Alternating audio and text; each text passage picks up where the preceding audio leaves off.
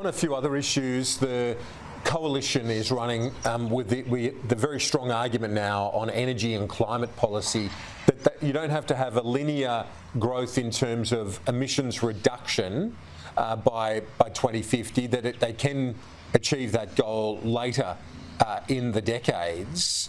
Is this something that's going to resonate in your home state of Queensland, particularly in a climate of very fierce cost of living pressures? I don't think it will, Kieran, and it's because of the connection between energy policy and cost of living pressures that I think Queenslanders and all Australians are awake up to.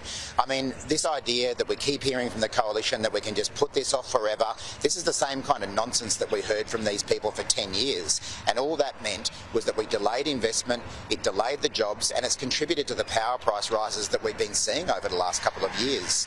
I mean, when I was at university or when I was at school, you always paid a price for trying to put off your homework or put off your assignments to the last minute and cramming.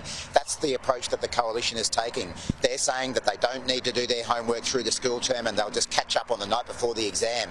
If we follow that approach, it means higher prices for power for all Australians. I mean, Peter Dutton's plan is nuclear, which won't be around till at least 2040. My impression is that Queenslanders and all Australians want to see their power prices fall now. They don't want to wait until 2040 to get power that will be 8 times more expensive than the renewables that we're already providing.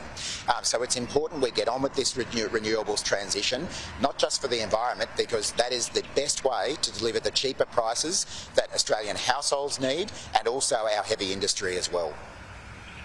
The Nationals are really pressing ahead with their argument here, though. David Littleproud this morning on Sky News said he's really talking about their attitude towards the transmission lines that are going to go across much of the agricultural land in this country. He says you've got to have the transmission lines to plug in, and that goes across prime agricultural land. This is the folly that Chris Bowen and co go down. 2,000 acres of cultivation country in Wagga going to solar panels. He's using these specific examples. Won't that resonate in parts of Queensland?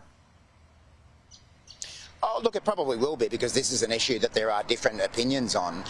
But David Littleproud is just all over the shop on this issue. Even just yesterday, he was out 1 minute calling for the end to offshore wind, and then he's saying, oh, no, I didn't mean that, I meant something else. It was the same when Peter Dutton launched his new energy policy the other day. First of all, he was going to be out of Paris, and then he's not. These people don't know what they're talking about. They don't know what their policy is. And again, the big risk in all that is that it endangers the investment and the jobs that are coming now and will continue to come from investment in renewable energy, not to mention the extra, the lower power prices it will generate. This point about transmission lines, I mean, are they going to set up nuclear reactors without transmission lines? How's that going to get the power through to the network that we need?